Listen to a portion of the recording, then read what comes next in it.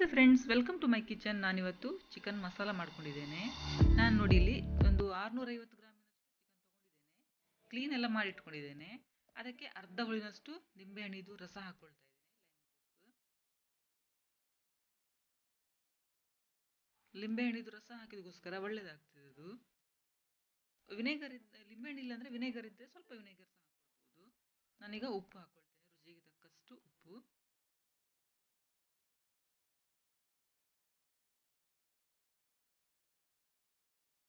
ಮತ್ತೆ ನಾನಿಲ್ಲಿ gas on ಮಾಡಲಿ.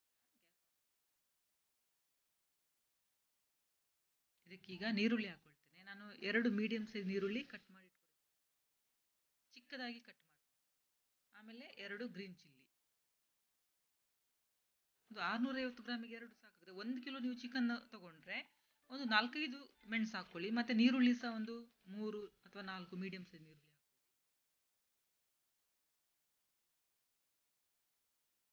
ಗ್ರೀನ್ ಚಿಲ್ಲಿ 2 ತಗೊಂಡಿದ್ದೇನೆ ನಾನು. ಖಾರ ಬೇಕಂತ ಹೇಳಿದ್ರೆ ಸ್ವಲ್ಪ ಜಾಸ್ತಿ. ಅರಿಶಿನ ಚಮಚದಷ್ಟು ಸಣ್ಣ ಸ್ಪೂನಲ್ಲಿ ಹಾಕಿ.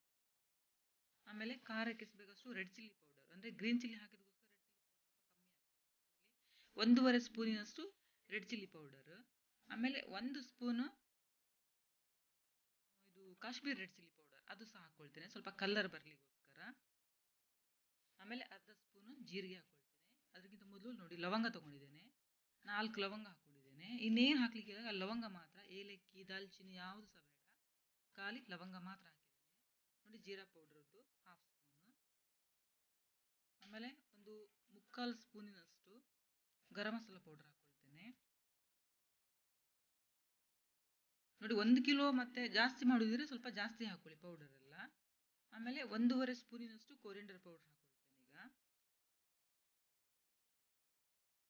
ನಾನು ಸಣ್ಣ ಸ್ಪೂನಲ್ಲಿ ಹಾಕ್ಕೊಳ್ತಾ ಇದ್ದೇನೆ, 1.5 ಸ್ಪೂನಿನಷ್ಟು ಹಾಕ್ಕೊಳ್ತೇನೆ.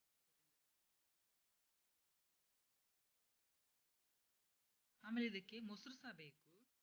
ಇಲ್ಲಿ ಮೊಸರು ನಾನು 200 ಗ್ರಾಮ್ ಪ್ಯಾಕೆಟ್ ಅಲ್ಲಿ ಅರ್ಧ ಪ್ಯಾಕೆಟ್ ಹಾಕೊಂಡಿದ್ದೇನೆ.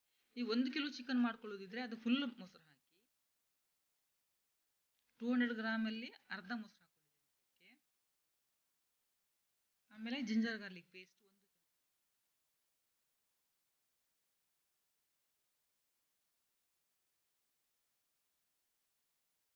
ನೋಡಿ ಇಷ್ಟೇ ಇದಕ್ಕೆ. ಇದನ್ನೀಗ ಕ್ಲೀನಾಗಿ ಕಲಿಸ್ಕೊಳ್ಬೇಕು.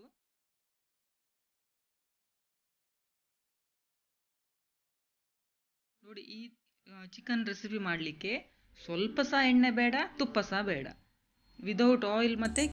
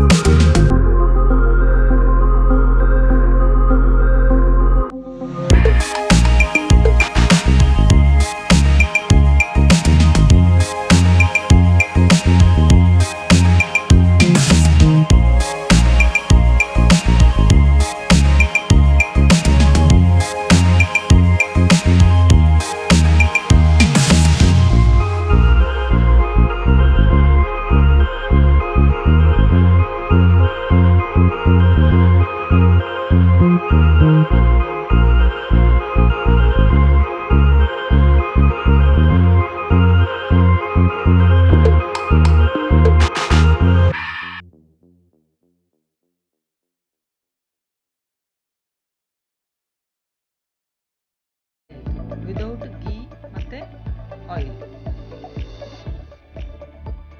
ಇದು ಚಪಾತಿ, ಪರೋಟ, ವೈಟ್ ರೈಸ್ ಜೊತೆಲಿ ಸಹ, ದೋಸೆಗೆ ಸಹ ತಗೊಳ್ಬೋದು, ನೀರು ದೋಸೆ ಅಥವಾ ಗೀ ರೈಸ್, ಜೀರಾ ರೈಸ್, ಎಲ್ಲರ ಜೊತೆಲಿ ಸಹ ಕಾಂಬಿನೇಷನ್. ಪ್ಲೀಸ್ ಲೈಕ್ ಮಾಡಿ, ಶೇರ್ ಮಾಡಿ, ಸಬ್ಸ್ಕ್ರೈಬ್ ಮಾಡಿ ನನ್ನ ಚಾನಲಿಗೆ. Thank you.